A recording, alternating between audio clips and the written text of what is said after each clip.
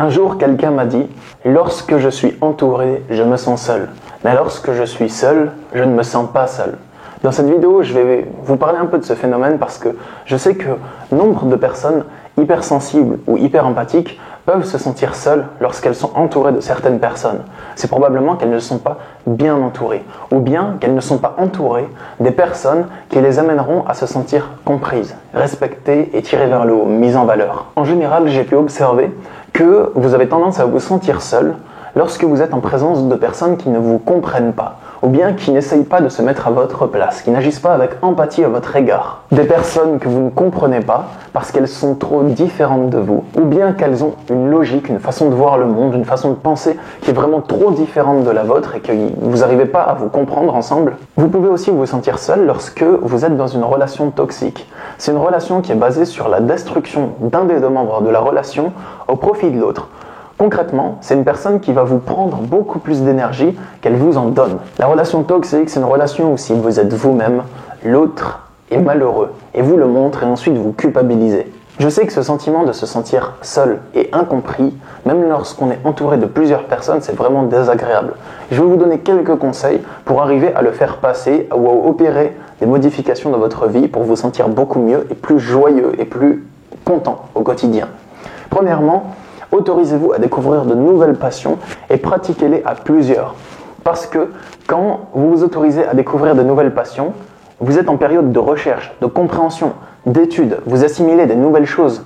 Donc, rien que ça, vous êtes ultra concentré, vous ne vous sentez pas seul à ce moment-là. Moi, une de mes passions, c'était les jeux de stratégie, les cartes à jouer.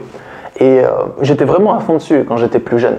À partir du moment où je me suis autorisé à découvrir les jeux de stratégie, où j'ai commencé à les pratiquer dans des salles où je faisais des tournois avec d'autres personnes, j'ai rencontré plein de gens super cool avec lesquels je me suis bien entendu et je me suis plus du tout senti seul à partir de ce moment-là dans ma vie. Parce que les gens qui pratiquent vos passions, vous allez déjà avoir votre passion comme centre d'intérêt commun. Et ça, c'est pas rien. Mais pas seulement. Une personne qui est passionnée par la même chose que vous, c'est peut-être une personne qui a beaucoup de similitudes émotionnelles, mentales et peut-être même des compatibilités physiques avec vous. Et si vous vous sentez bien lorsque vous êtes seul, autorisez-vous à être seul à certains moments. Peut-être qu'il y a des gens qui ont tout le temps envie de passer du temps avec vous, ou tout le temps envie que vous soyez avec eux, mais c'est pas pour ça que vous êtes obligé de leur dire toujours oui. Si vous aimez bien être seul, à certains moments, faites-le. Moi, je sais que lorsque je suis entouré de plein de personnes, ça commence à m'épuiser au bout d'un certain moment parce que communiquer, ça me demande beaucoup d'énergie.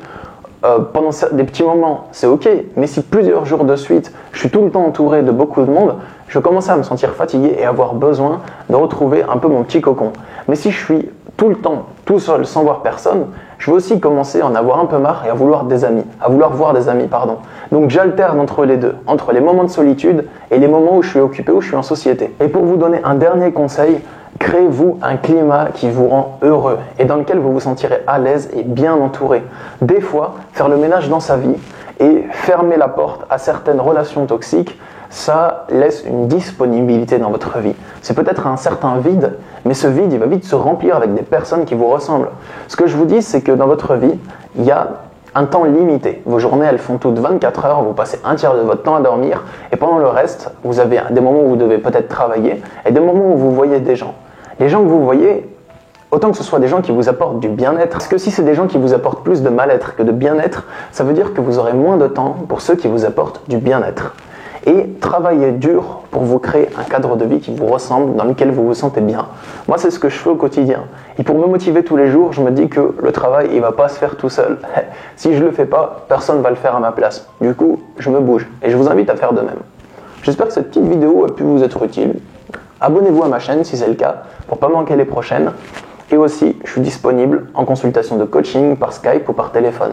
Il y a le lien pour me contacter dans la description de la vidéo. Je vous souhaite une bonne journée et je vous dis à bientôt. Au revoir.